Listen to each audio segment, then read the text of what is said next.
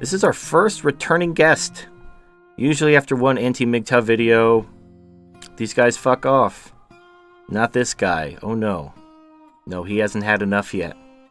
Let us begin. Taking away women's right to vote is a terrible idea. Hey guys, welcome back to the channel, and welcome to the second video in my series in debunking red pill extremism. Today, I'm going to examine the claim made by some red pill extremists that women should not be allowed to vote. This is not a fringe belief.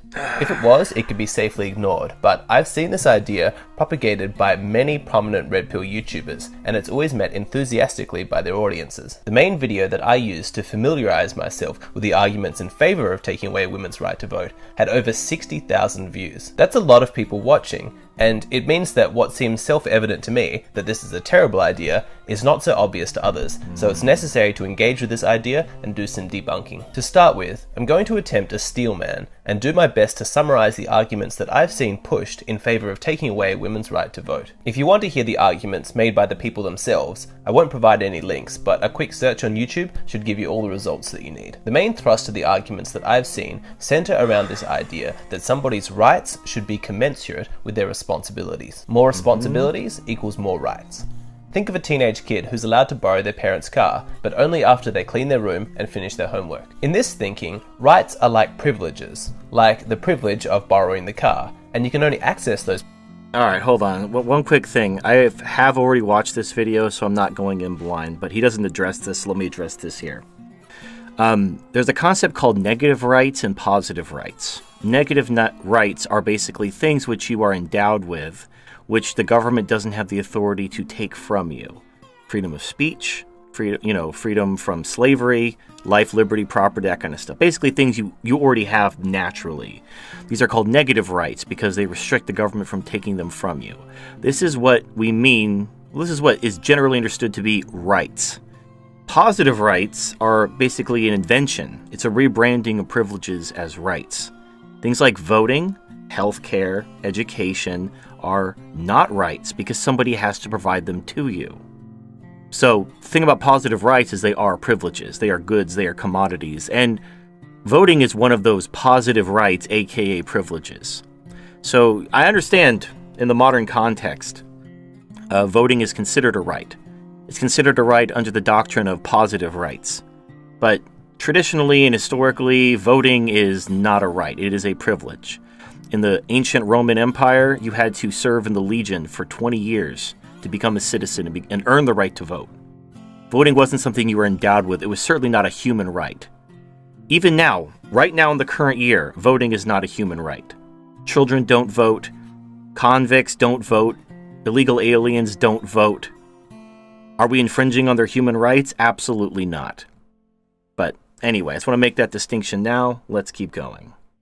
Those privileges or those rights after you've completed your responsibilities. So if you don't clean your room or do your homework, then your privilege of using the car or your right has been revoked because you haven't fulfilled your responsibilities. With this model in mind, some people are making the case that because women don't have as many responsibilities as men, they shouldn't be allowed to have the privilege or the right to vote. The two main responsibilities that they point to are military service and taxation. Even though some women do serve in the armed forces, for the most part, it's in medical or administrative roles, and they point out that the number of women who are actually serving in the front lines and putting themselves in real danger is very small. Though we don't have this in Australia, in the United States, in order to be able to vote, men have to sign up for the military draft, and women don't. And so the argument goes that if men are shouldering the responsibilities for military service and women aren't, then why should they enjoy the same rights that men do? When it comes to taxation, the argument goes that the responsibility for keeping a nation going via tax revenue is funded primarily by men. This is all backed by data and statistics.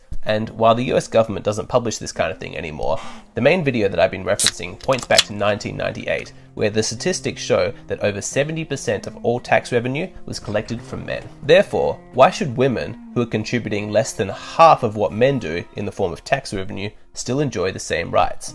After all, they're contributing far less. This argument is usually followed up by pointing to factually accurate statistics which show that women consume far more of the government's resources, particularly welfare, than men do. There were statistics included in the video that demonstrated that women consume welfare at twice the rate of men. And so the argument goes that when they contribute less than half of the tax revenue and consume twice the welfare, why should women get the right to vote? They will point to statistics, again, all accurate, that demonstrate that since women were given the right to vote, there's been huge increases in government spending and welfare. I saw one study that was referenced that demonstrated that after women were given the right to vote, spending on social welfare increased by 28%. Now, they explain this phenomenon by pointing out that in a democracy, people will always vote according to their selfish interests. She doesn't contribute, and she will always vote to take more and more money away from men in order to redistribute it towards herself.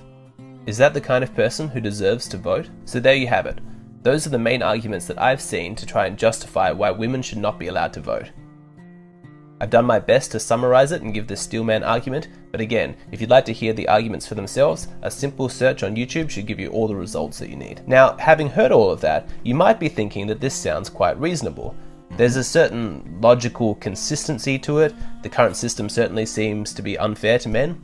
Maybe this is worth discussing. If that's what you're thinking, then you're not alone. Like I said, this view is popular, and I see many people in the Red Pill community thinking that this is a good idea. That's why I wanted to address it. Personally, I think this idea of removing women's right to vote is harmful to the men who believe it and dangerous to society as a whole.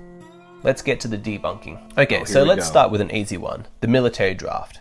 I think it is completely disgraceful that men should have to sign up for the military draft in order to be able to vote, and women do not. I think it's ridiculous, I think it's unfair, and it's blatantly sexist to have this kind of a double standard enshrined in the law. However, when it comes to fixing this problem, there are many solutions that are a lot more straightforward than removing women's right to vote. Option 1.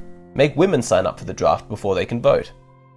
Yep, the MRA's tried that. The Equal Rights Amendment failed. Women won't allow you to reform the law. You have to take their rights away first before you can make the laws fair.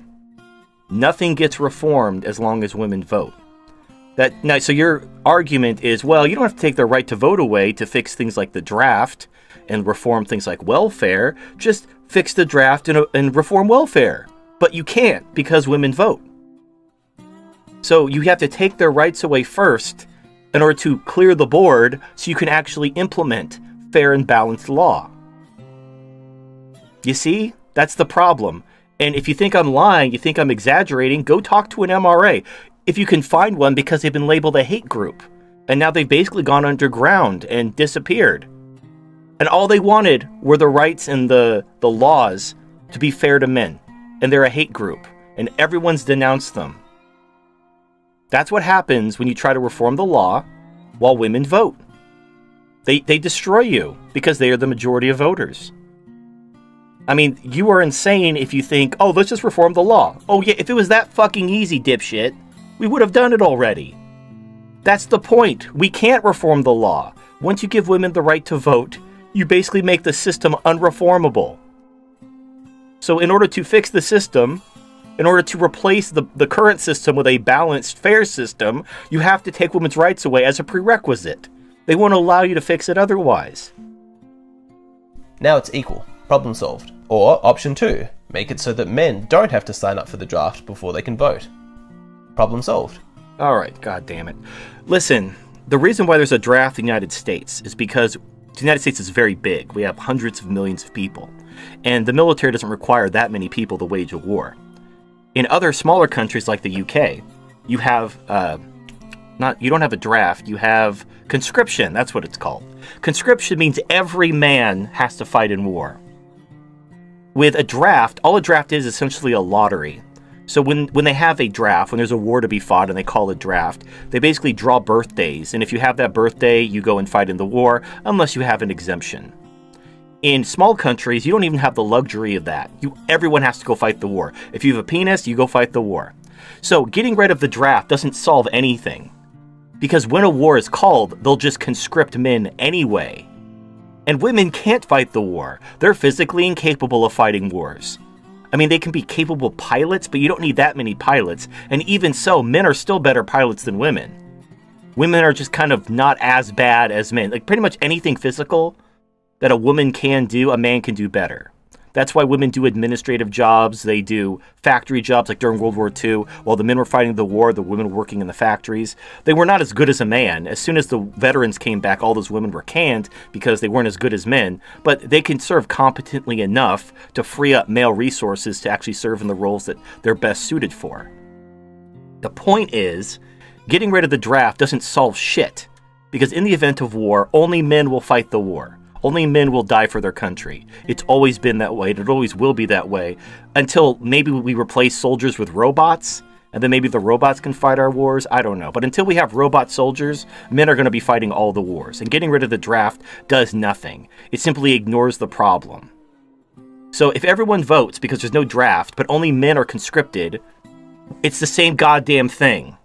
And again, regarding women serving in the draft, doesn't fucking work. Women won't allow you to draft them. They've already tried that. Look at the history of the Equal Rights Amendment. Women opposed. They openly admitted that the Equal Rights Amendment would be bad because women would have to give up privileges.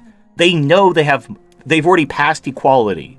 They've gone past equality, and now they have these additional privileges that if there was equality enshrined in the Constitution by the Equal Rights Amendment, they would lose those privileges. And they don't want to lose those privileges. So they oppose true equality. And your solution is, we'll just change the law. Just change the law. Why? What do you think's easier, take women's rights away or changing the law? Well, for 100 years, men's rights activists have tried to change the law, and it doesn't fucking work. Now, is taking women's rights away more likely to happen? I don't know. It's at least different. If you keep doing the same thing over and over again, expecting a different result, you're insane. So I'm trying something different. We have to get rid of women's voting rights so that we can change these laws and make them fair. We're going to get into my larger plan in a minute, but hopefully the wheels are starting to turn in your head. Why taking women's voting rights away is not the entire plan. It's just step one. It's what makes everything else possible. As long as women vote, no plan of reforming the laws will ever get off the ground. Again, talk to your local MRA if you want proof. He'll tell you they haven't gotten shit changed. They can't reform the law. Feminism is too powerful. And it's too powerful because women vote for it. Even if they don't wear the label of a feminist, like only 30% of women actually call themselves feminist, but they'll gladly accept privileges that they didn't earn. They'll gladly accept benefits and fuck over men. They don't care. But, oh, they're not a feminist. I'm not like that. Anyway, we'll get there. I know, I'm sorry, I'm rambling. Let's move on. In either of those options, men no longer have a responsibility that women don't. And wrong. Again, like I said, men still have to serve as conscripts. Even if you got rid of the draft, men will be fighting the wars, not women. That doesn't change.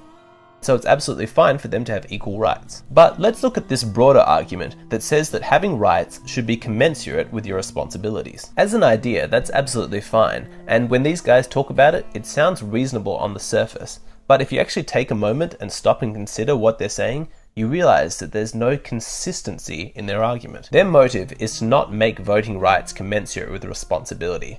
That's just an ideological justification that they're using. What they want to do is specifically target women. If they wanted to apply this idea of making rights commensurate with responsibilities with any kind of ideological consistency, then why would they stop at just removing the right of women to vote? Why not? I wouldn't. Well, hold on. I'll let you say it, and then I will tell you the bigger picture once we get there. Sorry. Not give everybody a number of votes equal to the amount of tax revenue that they contributed. Perhaps with a special bonus if you served in the military. Well, it's not difficult to see how that sort of scenario would play out. All of the rich people in society would band together, creating an oligarchy, and then they'd pass laws to protect their privileged position at the expense of low-income people. But that... Now, just for context, this was the system the Founding Fathers set up. Only they didn't have an income tax back then. Only landowners voted.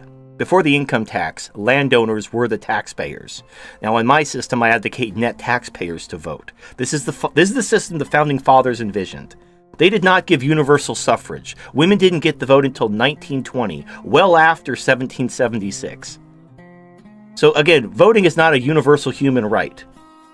If only the landowners, according to the Constitution, could vote, and then amendments had to be passed to expand the franchise, that should tell you something very important. That's not what's being proposed, because ultimately this idea that you should take away women's right to vote is not based on any coherent ideology. So why should women not be able to vote? Because women on the whole consume more welfare? Okay, so this is a bunch of straw manning. I'll tell you why women can't be allowed to vote. Because in order to fix the system, in order to implement a better system, they can't be allowed to vote. Nothing gets fixed. They will fight tooth, nail, and claw to preserve the current system until it collapses and everyone dies.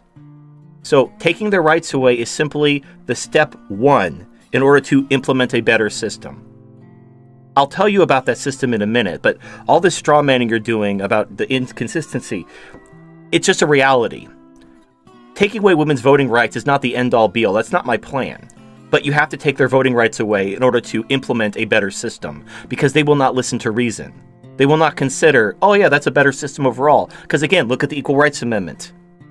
It was going to enshrine in the Constitution that you can't discriminate based on sex, and women fought against it because they didn't want to give up their privileges, and it failed. It's just the way it is. Women have proven with their actions that they will fight for a system if you allow them to, which benefits them, even if it fails, collapses, and leads to the death and enslavement of everyone. So in order to fix the system, you have to get rid of women's voting rights. Not permanently, as I'll talk about in a minute, but in order to even have a conversation about repairing the damage, women can't vote. They have to be swept away from that table because otherwise they're going to fuck it up. It's one of those bizarre blind spots that red pill extremists have that's so obvious to outsiders that you can hardly believe that they're not aware of their own cognitive dissonance. Look at this quote from the video that Yeah, it's not cognitive dissonance, you're just not seeing the bigger picture, but continue. I'm referencing. If you disagree with identity politics and you want a system that's more objective, that looks at the fact and judges people on individuals, not what group they belong to or how sad they are, you know how many crocodile tears they are shedding, but actually the facts of the case, then you should not be in favour of women voting. It just boggles the mind that somebody can, in one sentence, claim to be against identity politics and for individualism, while in the same breath saying that women, all women, no matter the individual circumstances, beliefs, or contributions, should be denied the right to vote. Arguing that all women should be denied the right to vote is identity politics.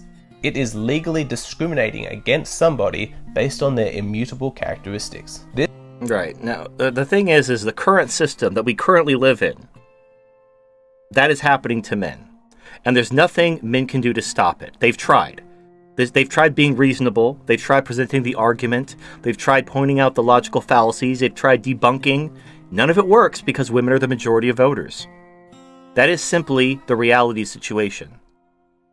So in order to fix the system, women cannot be the majority of voters. Now notice I didn't say no woman can vote. I said the problem is women are the majority of voters. I'm fine with some women voting, as I'll talk about in a minute. But women must not, cannot be the majority of voters, or your system will be fucked. This goes against the golden rule. Do unto others as you would have them do unto you. Right. Well, so the golden rule is fine until a war is being waged on you and you're trying to kill them with kindness. I know you're taking my rights away and you're driving me to suicide and you're opening up the borders to people who are going to kill me and replace me, but because I want to be treated nicely, I'll be nice to you. Yeah, that's pretty fucking retarded. I wonder what it would take to change the mind of one of these red pill extremists. If they were standing face to face with an intelligent, rational woman who meets all of their criteria, no matter how ridiculous they are, if they met a woman like that, would they still stand across from her and say, you shouldn't be allowed to vote because you are accountable for the actions of other individuals? Now, no, that's not what I believe. And in fact, I've debated female MRAs who agree that the laws should be changed. But even they'll admit the laws aren't going to be changed because women as a whole support feminism. They support the gynocentric double standards which benefit them. And they don't have an answer. They just think, oh, just keep doing the thing that doesn't work.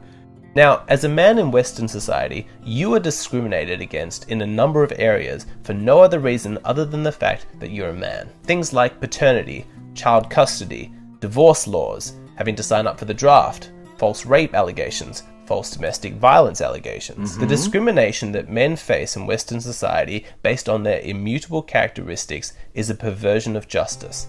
I think all red pill men can agree on that. Yeah. But denying women the right to vote based on their immutable characteristics is also a perversion of justice.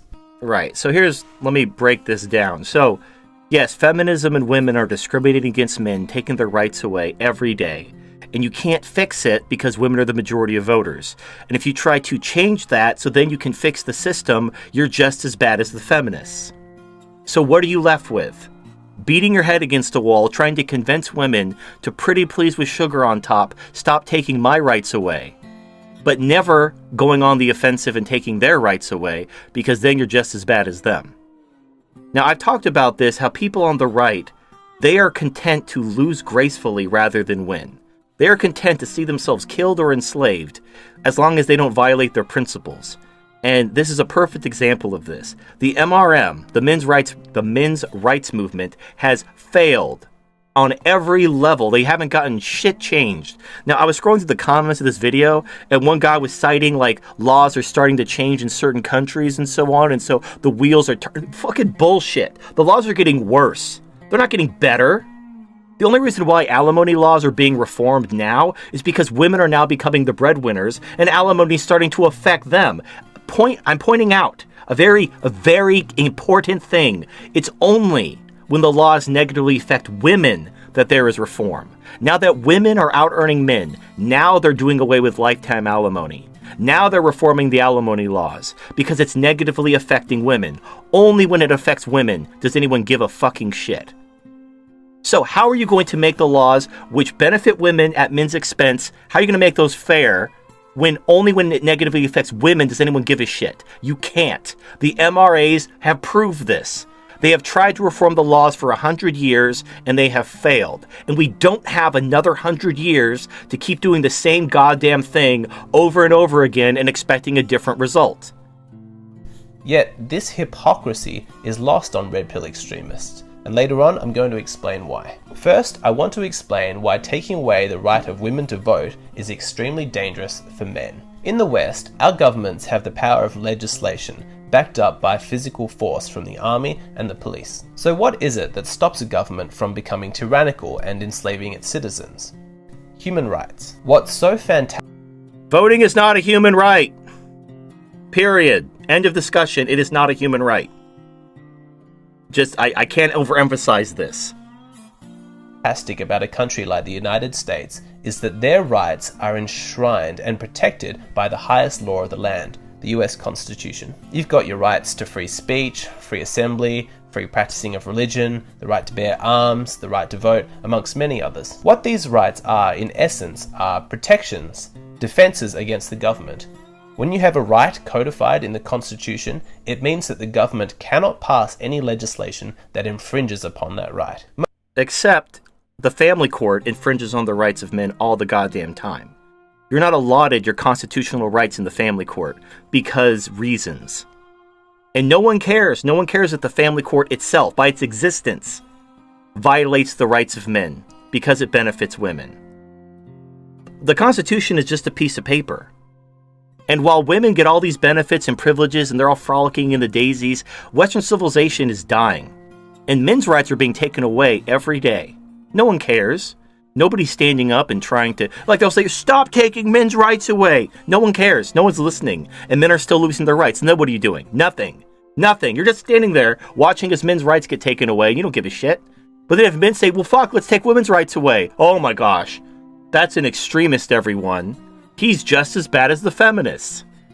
Now, if there is any lasting lesson that we should have learned from the horrors of the 20th century, it's that we need to be protecting human rights and limiting the power of government. You might... All right, now here I'm going to tell you my big picture, my system. All right, again, you have to take women's voting rights away in order to implement this system. Women will not let you change the status quo until it is far too late. So in order to fix the system, in order to create a balanced, fair system where rights are respected and shit like that, you have to take women's voting rights away because they will stop you. Again, I look at history. I look at everything that's happened and I'm not fucking insane. That's how I know this is true. However, here is my system. Very simple. Congressmen, those who control the spending of government, are elected by net taxpayers. If you pay more in taxes than you receive in benefits, you are a net taxpayer. Women could be net taxpayers. Could be. Very rare, but it could happen. Fair enough. Women who are net taxpayers should be allowed to vote. This would mean that most men wouldn't vote either. And I'm totally fine with that. Now you would say, well, this will create an oligarchy where the rich have power. Well, they just control Congress. So let's say the rich do create an oligarchy. They can only they can't enshrine themselves because what would they do? Vote themselves their own money? And if they ever did try to enrich themselves, they would disenfranchise themselves. Because the second you vote yourself other people's money and you're no longer a net taxpayer, you can't vote anymore. So it's actually a brilliant system. It's not about the amount of taxes you pay, it's the amount of benefits. One of the problems with like the top 1% isn't that they don't pay a lot of taxes, it's that they get a lot of corporate welfare from the government. So that would count against them. So they could pay a shit ton in taxes, but if they receive a bunch of corporate welfare from the government, they're not net taxpayers anymore. Even though they pay millions of dollars, they're not net taxpayers if they receive government welfare. Whether it's a social security check, whether it's corporate welfare, if the government is giving you benefits and you are benefiting from this government and you're not paying more than you're pulling out, you're not a net taxpayer, period. Now this would be, most people wouldn't be net taxpayers, and that's fine. They shouldn't vote. You should not control government spending if you don't have any skin in the game. People spend their own money far more carefully than they spend other people's money. Now maybe you think, wait a minute, what this is mean that's only one branch of the government, remember? The president is elected by veterans and those who sign up for the draft and maintain a ready reserve status. What that means is you don't have to serve in the war, but if you sign up for the draft and stay physically fit and you're not disabled and so forth, like if called upon you can serve, you can vote for the president. If you're not a net taxpayer, you can still vote for the president. And if you are a net taxpayer but you're fat or disabled, you can still vote for the congressman. If you're both physically fit or a veteran and you're a net taxpayer, you can vote for both. Fair enough? Fair enough. We still have checks and balances. So even if the evil rich create an oligarchy over for the congressman, the veterans and those who sign up for the draft and maintain a ready reserve, they can still check the power of the Congress by electing the president. Now the thing is what about getting rid of the draft? Well, like I said earlier, if you got rid of the draft, you just have conscription. So it doesn't, that's stupid. That's not even a solution. That's just you being retarded, not understanding the realities of war and that men have to fight them. So keep the draft, because men are going to fight the war anyway, and a draft makes more sense than conscription in a large country like the United States. Now, what about the Senate? The Senate is appointed by the states, just like it was before women got the right to vote and overturned that and made it a popular vote. And the thing is the states, they can determine by themselves how they want their people to vote. So if the state gives women the right to vote, just universal suffrage across the board, fine. Then their senators will be appointed by a state where the government of that state is popularly elected by everyone. And that's fine. That's how federalism works. The states can do whatever the fuck they want. If they want to have universal suffrage within their state, fair enough. I don't care. The check and balance comes in that the senators are appointed by that state's government, which could be answerable to the people however it wants to be. And these three branches of government check each other. So there isn't going to be an oligarchy of the rich. And the main complaint of the rich is that they get in bed with government and get a lot of corporate welfare. This would eliminate that. And not everyone who pays a net tax is a billionaire. The top 20% pay net taxes. Not the top 1%, the top 20%. As long as you're a net taxpayer, you're fine. And if you are poorer and you want to be a net taxpayer, if voting is really important to you, you simply have to refuse welfare. If you refuse welfare, that doesn't count against you. That's all you have to do. Don't accept the welfare. Now, if you need the money, fair enough, take the money. But then you lose the right to vote because you're no longer a net taxpayer. But if you are a net taxpayer, then vote. This is a self-cleaning, self-correcting system. You don't need to have revolutions and everything. If people become corrupt and vote themselves other people's money, they disenfranchise themselves. And then the next time there's a vote, those people can no longer vote, and you can undo whatever damage they caused. It's a brilliant system. And if you are truly worried about the rich forming an oligarchy, you have two other branches of government, the president and the Senate, which is appointed and elected completely differently, which has no bearing on being a net taxpayer or not. So my system, that's my greater system. At the end of the day, that's the system I advocate. Is a system where net taxpayers vote for congressmen, veterans, and those who sign up for the draft and maintain a ready reserve status vote for the president, and the Senate is appointed by the states, which can determine on their own how they want everyone elected. And they can do it however the hell they want. Fine. They can even have popular vote for their senators. And then basically the governor rubber stamps whoever the people elect. That would be fine too. The states can determine that on their own. Under that system, women would vote.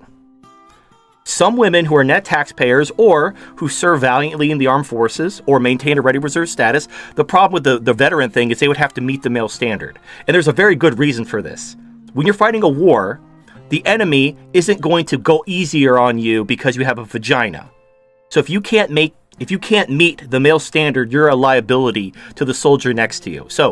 But there are women, just like you were talking about earlier, there are individual women who can meet the male standard. They're about 4%, which is fine. Those 4% who can meet the male standard, they have earned the right to vote. So we're talking a small percentage of women who are net taxpayers, a small percentage of women who sign up for the draft and serve in the military and meet the male standard, and however the states want to appoint senators. Women would be allowed to vote under that system. However, in order to even advocate for that system, the current system has to be changed.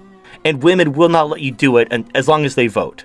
So taking away their voting rights is simply a prerequisite to even have a conversation about advocating any other system. And that is why you have to take women's rights away. You have to. Nothing gets changed. Now, maybe at the 11th hour, when things are really bad and it's far too late, then women will be like, oh, wow, maybe we should do something. It's too late then. We don't have 100 years. And if we wait for it to get so bad that even women are down for change, it's way too late. And then it gets really bad. We're talking Islam taking over, killing the men, taking the women as war brides and rape slaves. I don't want that. I don't think you want that. Because despite what you think about me, I don't hate women. Might be thinking, well, I don't mind if they take women's rights away. I'm a man, it doesn't affect me. That sort of thinking is extremely short-sighted. If they strip a woman of her rights for something as arbitrary as her 2 X chromosomes, who's to say that they won't think of some equally arbitrary reason to strip away your rights? Men are already losing their rights. Oh, gee, what is stopping the government from taking our rights away? Nothing, because it's happening right now while we talk? Gee, I wonder what we should do about that. Well, we can't fix the system because women will outvote us. So how do you think we reform the laws when women are the majority of voters and they basically shut you down anytime you try to change the law? I am always concerned about citizens losing their rights and government excesses of power because the consequences can be so severe. Sure, today it might just be women's right to vote that's taken away. If you want your rights as an individual protected, then stand up for the rights of all individuals. Right. So if feminists don't want their rights taken away, they should stop taking men's rights away. I agree.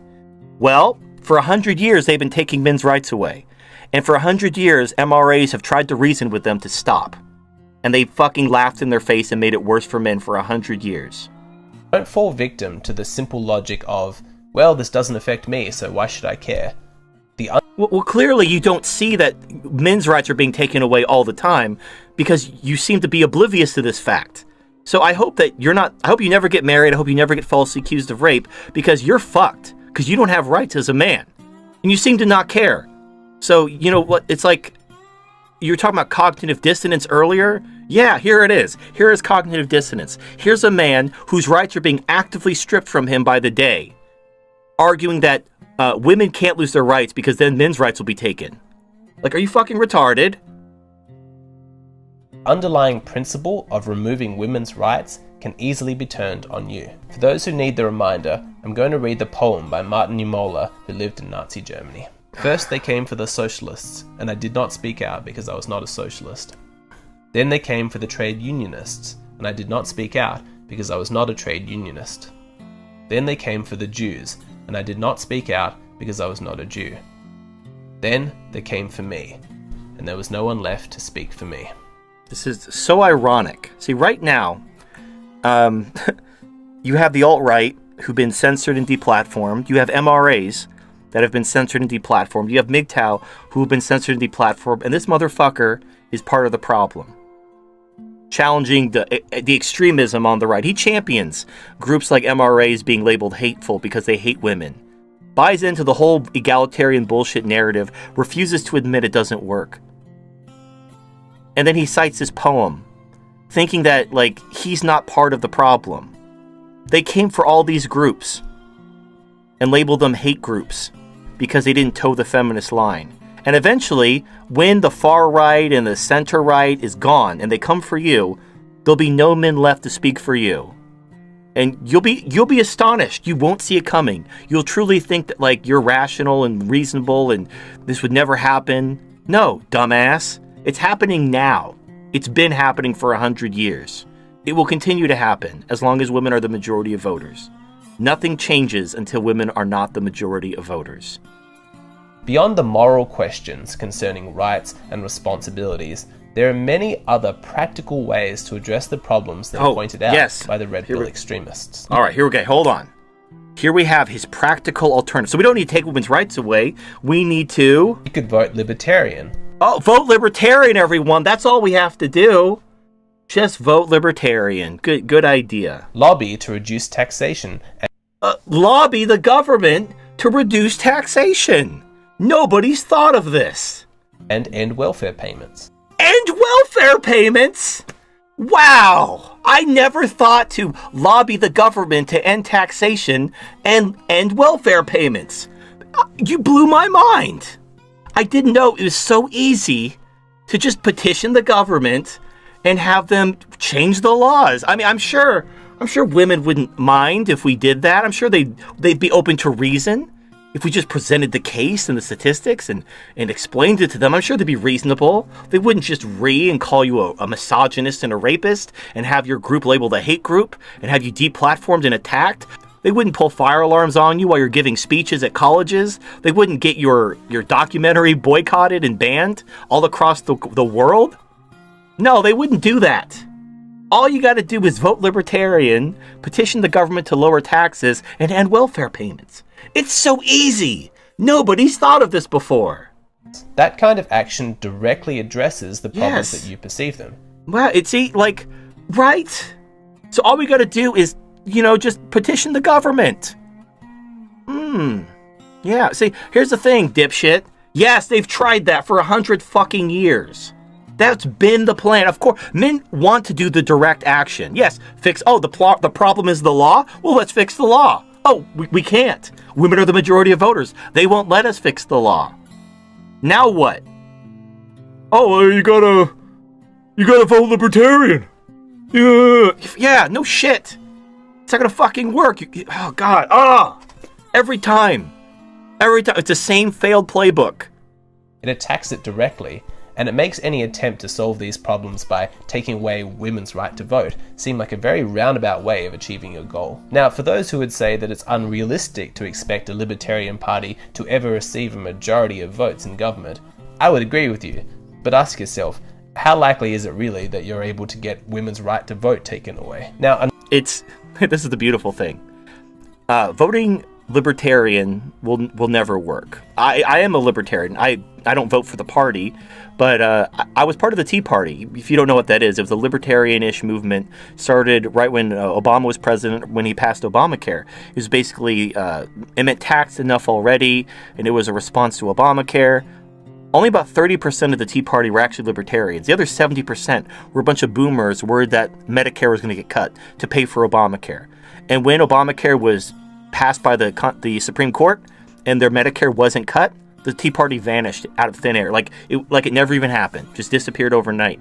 Because 70% of the Tea Party were just boomers trying to protect their socialist system. So libertarianism will never be mainstream. So I get that. But you know what?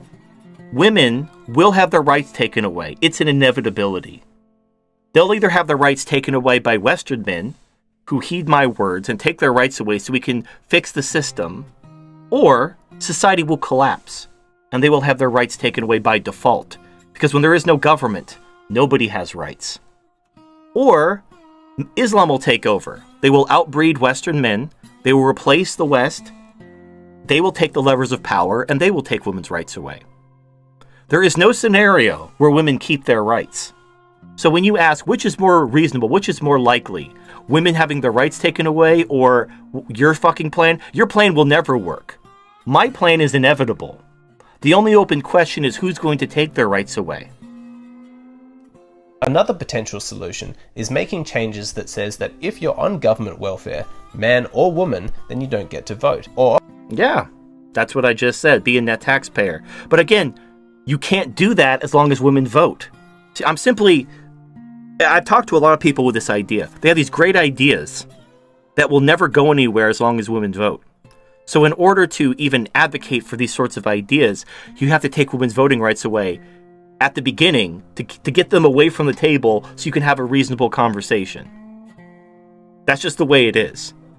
Now, in my system, like I said, some women will be allowed to vote. So that's fine. Once we take their rights away, once we fix the problem with fertility, then we can implement a new system where some women who are net taxpayers or veterans and whatnot do vote. I'm totally fine with that. But in order to get there, we got to take their rights away first. Because they won't let you get there as long as they vote. Because they will and do outvote men. Or perhaps you need to have contributed a certain amount of tax revenue to the country before you're allowed to vote. Now, I'm personally not in favour of either of these proposals, but at least they're ideologically consistent, and the opportunity to vote is open to everybody. There's no discrimination based on immutable characteristics. And just to clarify, the reason that I'm not in favour of those proposals is because I think they focus too much on the financial aspect. There's many ways to contribute to society in ways that aren't financial. For example, raising children is an essential task in our society, but it's not exactly profitable. But I don't think the fact that mothers or fathers, whoever the primary caregiver is, the fact that they're not paying taxes should mean that they're not able to vote. You're not creating those children to benefit society. You're creating those children to benefit your family.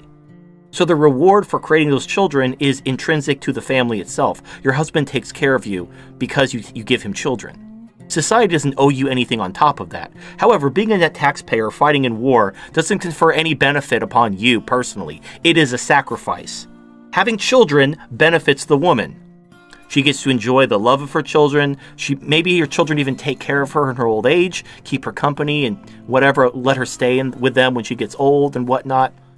So there are benefits to having children. There is no benefit to fighting in war and being a net taxpayer.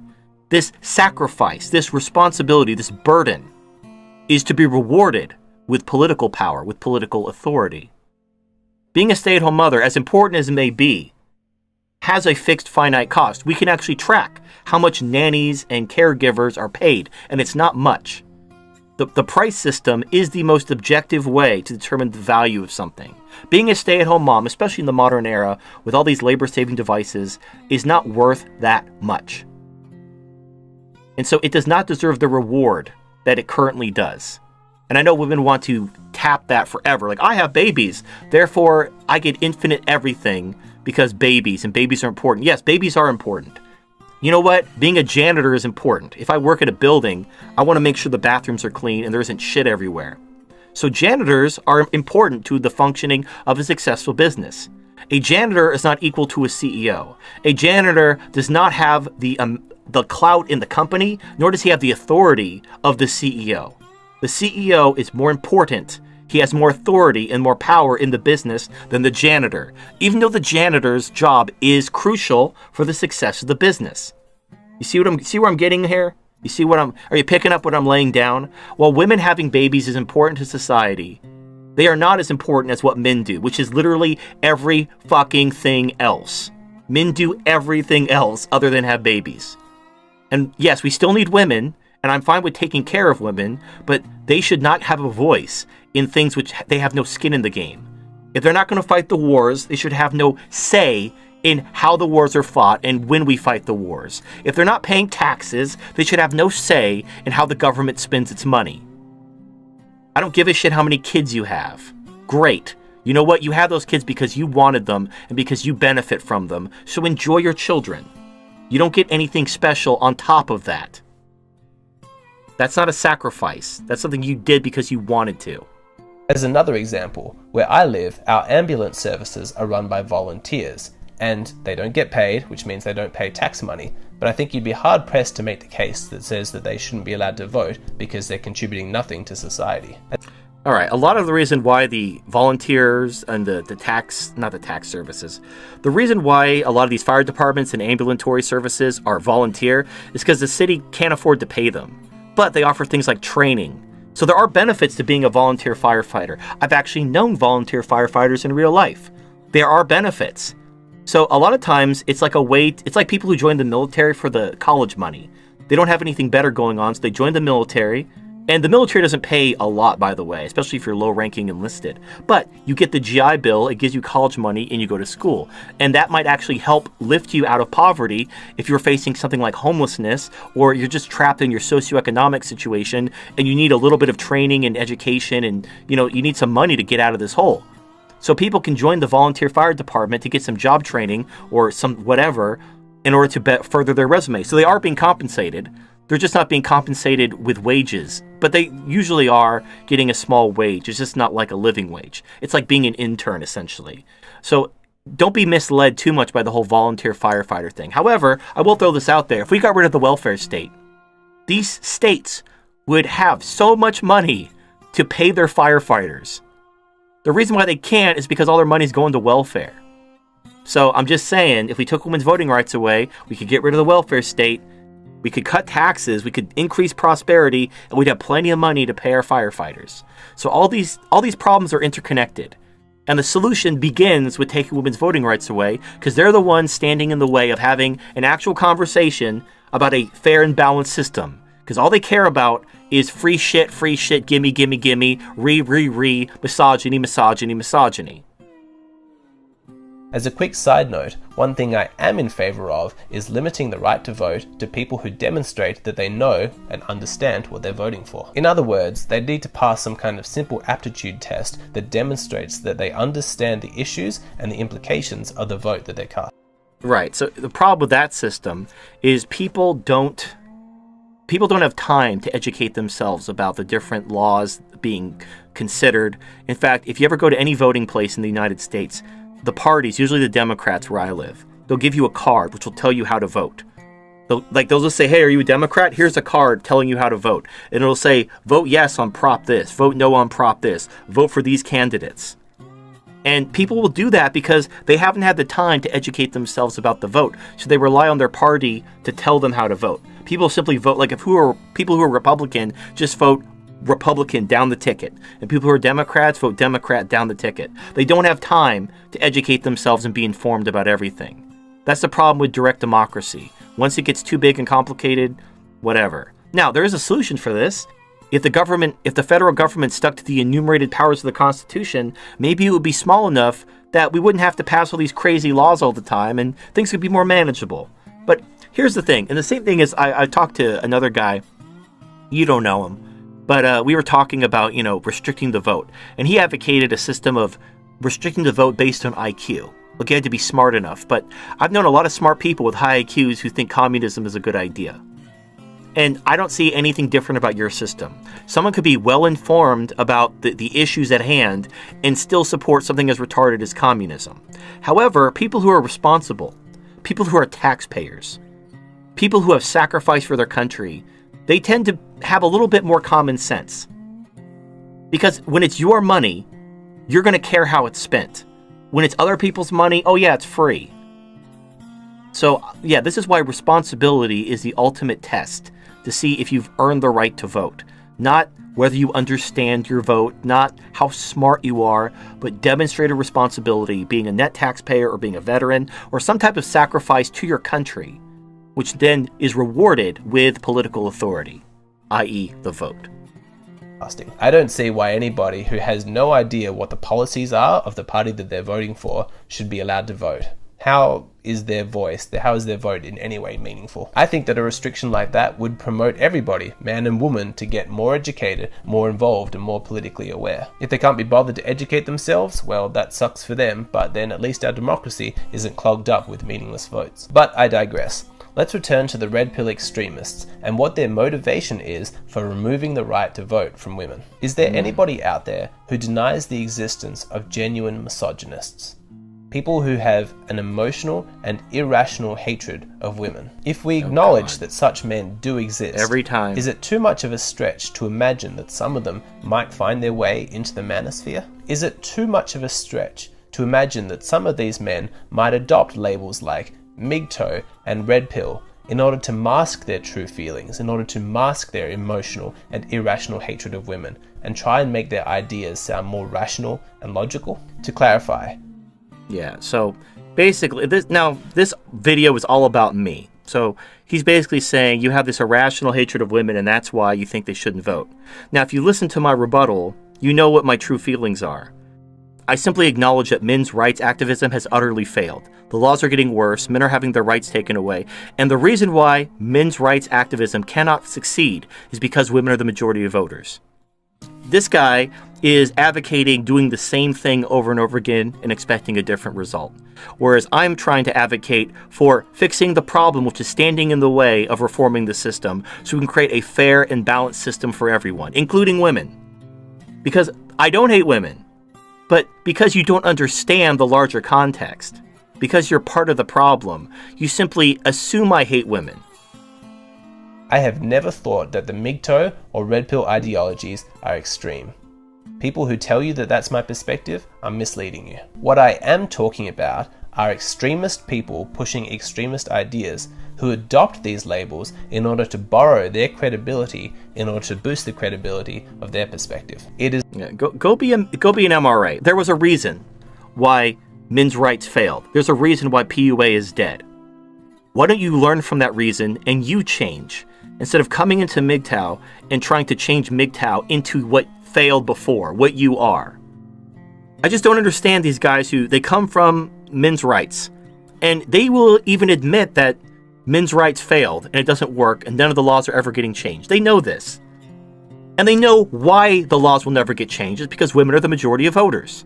So I come along like, hey guys, let's take women's voting rights away so that we can fix the system. Thus making men's rights activism viable. And I'm attacked as an extremist. It's just, it boggles the mind. There's a reason why the founding fathers didn't give women voting rights. They only wanted landowners to vote. Landowners were the taxpayers. Taxpayer voting works. When taxpayers vote, the system doesn't get corrupt. When you give the vote to everyone, people start voting themselves welfare. Exhibit A, look out the window. So I'm trying to go back to the system that works. And that necessitates people having fewer rights than they currently enjoy. So they stop taking my rights. I'm losing my rights and no one fucking cares. I want a balanced system for everyone.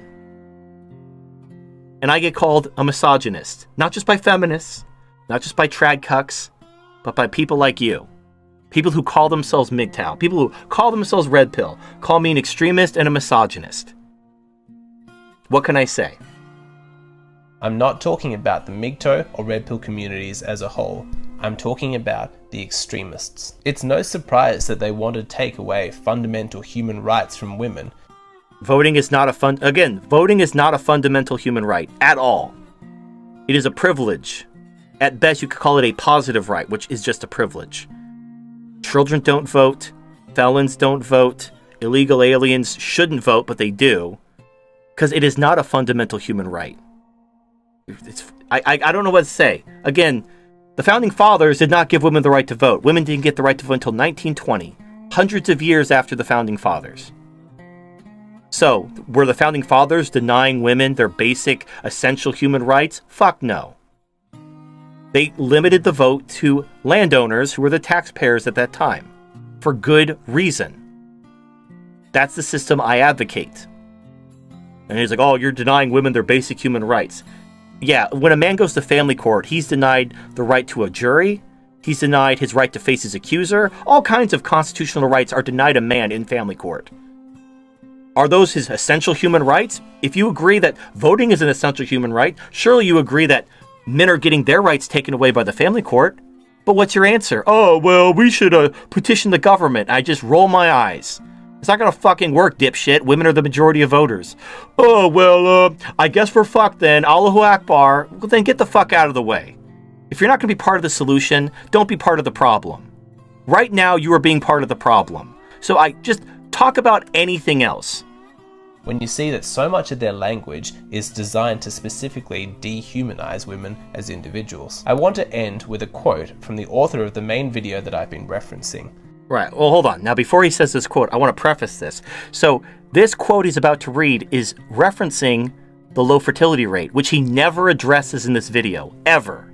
He completely sidesteps this issue, which in order to understand why this is necessary, you have to understand the fertility rate and why this dooms the society in the long run, inevitably. In the same way communism doesn't work because it leads to starvation, because once you spend everyone else's money, you're fucked. Empowering women causes low fertility, which causes your society to collapse in the long term. He completely ignored that entire video, but then he references this quote in order to dehumanize me and make me sound like a crazy person by referencing the very fertility rate drop that he refuses to acknowledge. So here we go. I think that it does a good job of demonstrating what I'm talking about. When men keep their pimp hand strong, women just obey and everything works and their fertility rate is high. When men let their pimp hand grow weak, the women start doing shit and the government starts giving them rights and everything goes to fucking hell.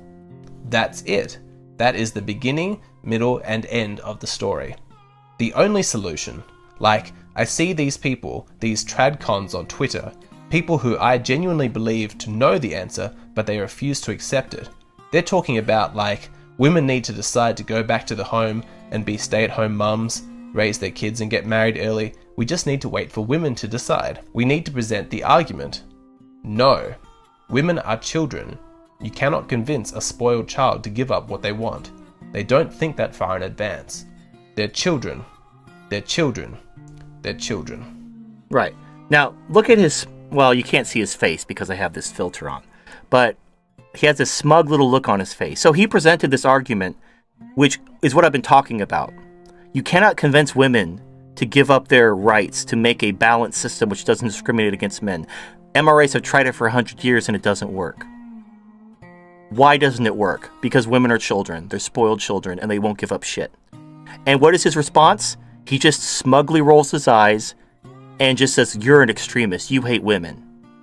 And his only alternative is to do the same thing MRAs have been doing for 100 years and has failed. So I get it. I get it. You know, you're not prepared to do what's necessary. You want to try the same failed bullshit MRAs have done. That's fine. Stay out of my fucking way. Stop making these videos. You're clearly part of the problem. So go play hide and go fuck yourself. Don't call yourself MGTOW or Red Pill, because you're clearly not. You're calling people who are trying to save your fucking ungrateful ass extremists and misogynists, just like a feminist. So go be a feminist like you know you are, and go fuck yourself. As you're probably aware, videos like this are not particularly popular because they go against Red Pill orthodoxy. But if you appreciate what I'm trying to do here... Alright, and then he just shills his channel. So there you go. Completely ignored the fertility rate issue, advocates the same failed system that MRAs have tried for 100 years, calls me misogynist with no evidence other than I present the argument that he refuses to acknowledge using salty language that he doesn't like. Well, fucking go back to the kids' table in color. Adults are trying to have a conversation here. But again, to reiterate, I believe women could be allowed to vote in the future once we reform the system, once we implement a system where net taxpayers vote for congressmen, veterans and those who maintain a ready reserve status in Senate for the draft vote for president, and the senators are appointed by the states, and the states can determine how they want people to vote for people in that state in order to appoint senators. That's fine. There can be universal suffrage in certain states, no problem. Because even if there was, that would only be one branch of government. So we have checks and balances across the branches of government to keep any one group from taking too much power. That's a system I advocate.